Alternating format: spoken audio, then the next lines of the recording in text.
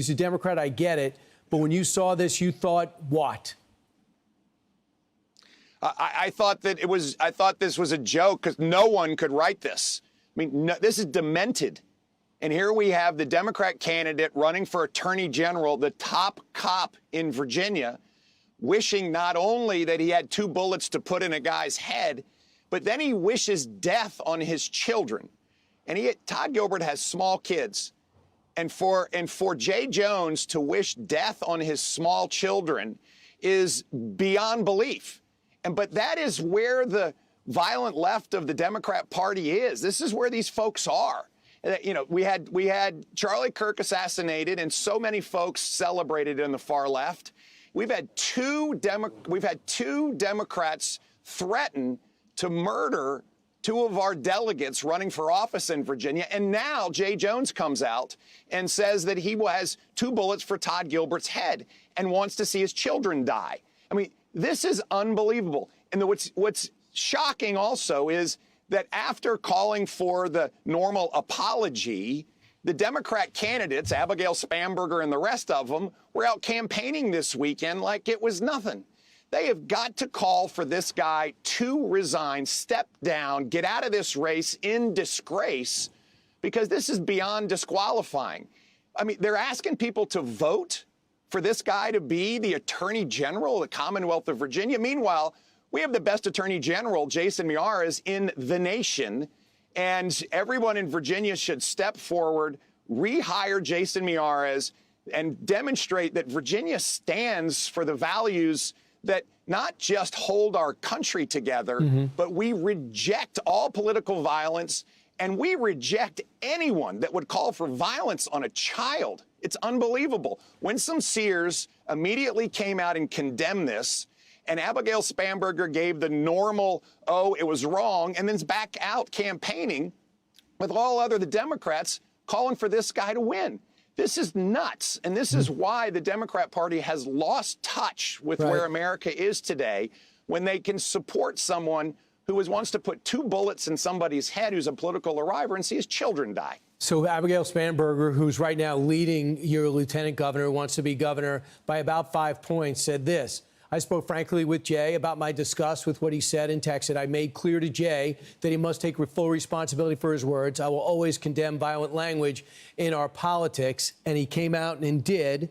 And he said that he says, I have reached out to Speaker Gilbert to apologize directly to him and his wife and their children. I cannot take back what I said. I can only take full responsibility and offer my sincere apology. So she feels as though Spanberger feels, the Congresswoman feels, that's enough. And you? Not even close. The only satisfactory answer here is to step out of this race in disgrace. And gosh, I'm sorry is nowhere near sufficient. Can you imagine if she was putting together her cabinet and was trying to name her Secretary of Public Safety and Homeland Security, and this guy shows up and said, by the way, I said I was going to put bullets in the head of my political rival and I hoped his children would die? And is she saying she'd hire him for that? No. At the end of the day, it is beyond disqualifying. And that's why the Democrats have to come together and figure out where their moral compass is, because they don't have one right now, where they can allow someone to stay on the ticket who has said these demented things about a political rival and his children to all the moms in Virginia. This is a ticket that, in fact, is allowing someone to stay on the ticket who wants children to die. And I can't believe Virginians for a second will allow this to happen. And real quick, in the governor's race, it's tightening up. And one of the reasons is on this whole bathroom situation, men and women's sports. It popped up. Congresswoman Spanberger does not have a position on it, it seems. We know where you stand. We know where Lieutenant Governor Winsome Sears stands. What seems to be the problem? Well, at the end of the day, Abigail Spanberger wants there to be boys in girls' bathrooms and wants boys to be in girls' sports. And that's where she stands. And the reason why she cannot answer the question is because she knows where she is so objectionable to almost all Virginians. And therefore, she refuses to answer the question. The reality is that having men in girls' bathrooms and having biological males in girls' sports is Canada's political ruling class did not see this coming. Because Alberta just made a major deal with the United States. It's all about the good stuff, pipelines, energy, independence, all the good stuff. Yeah, they're taking back control from Ottawa and all of their overreach. You see, Carney's government likes to keep dragging his feet on everything with red tape, climate lectures, and Alberta's out here doing real stuff, American style. Now, this move isn't just bold, it's a message. Alberta's done waiting, and Trump's energy vision is winning again. Then just the... What was the thing that Eby said the other day? Or Ebby?